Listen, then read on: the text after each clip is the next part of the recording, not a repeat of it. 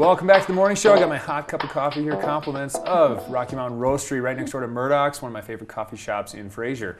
Got a special guest here, Katie Ferrington, and you're with the Never Summer Adventure Race. That's going to be a pretty big deal this summer. I think July 22nd, 23rd? 22nd, 23rd. I'm with Journey Racing, and I'm the race director for the Never Summer Adventure Race. And we're going to dig a little deeper into this Never Summer Adventure Race coming up, but let's just talk loosely about what is adventure racing? What does this mean? It's kind of a new concept to me. Yeah, it's a sport been around since late 80s, early 90s. It was real big in the mid 90s when Mark Burnett produced Eco Challenge. And that went on till about 2002, and Primal Quest then came around. So it's been around, but with all the introduction to like mud runs and Muddy Buddies and Spartan races, it's been a little confused what the actual sport is. So adventure racing, kind of the pure adventure racing, it's a multidisciplinary sport. It's a team sport. What sports do we have going? Yeah, great question. So there's always mountain biking. There's usually always trekking, and trekking can be anything on foot, like bushwhacking, hiking, running, anything on foot. And then paddling, which can be flat water or white water. Okay, so it could be down the river, it could be on the lake, it could be anywhere. Yes.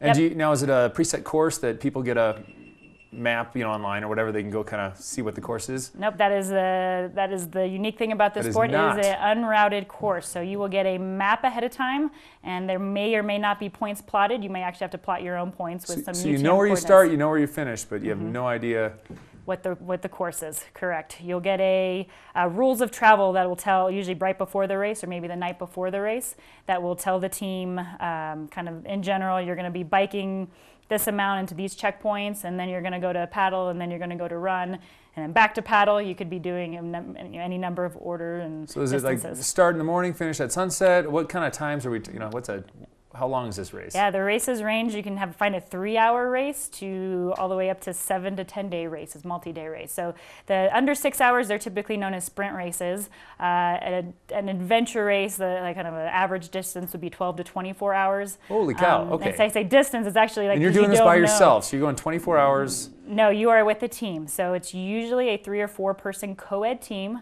There are some races that you can be open. Okay, so guys and girls. Mm-hmm. Yep. So so every race is a little different. That's what makes it a little confusing. And it's not a relay. Is that right? No, you stay together the whole time. So when they say 24 hours, you're all awake and alert, or doing your best to be alert and going for 24 hours. Yep. And so the expedition length is usually anything over 3 days. And that's when you have to start strategizing if you're going to sleep, when you're going to sleep. It's usually in an emergency blanket on the trail. So how did you get into this? Were you a runner, or what was your kind of background? Yep, I was a triathlete and marathon runner. And I just had some friends invite me to do my first adventure race down in Florida.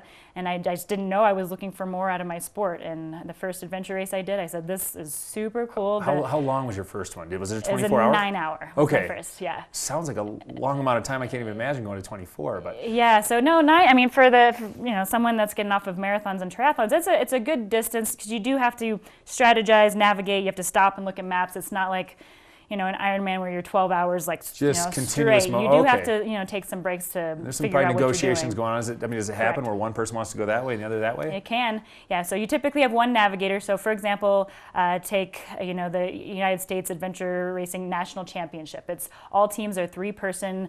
Most of them are co-ed. So usually you have 1 female and 2 males. One person will be the navigator, one person will be the captain that kind of makes decisions outside of the navigation arena, and then one person that does other stuff. Who are you?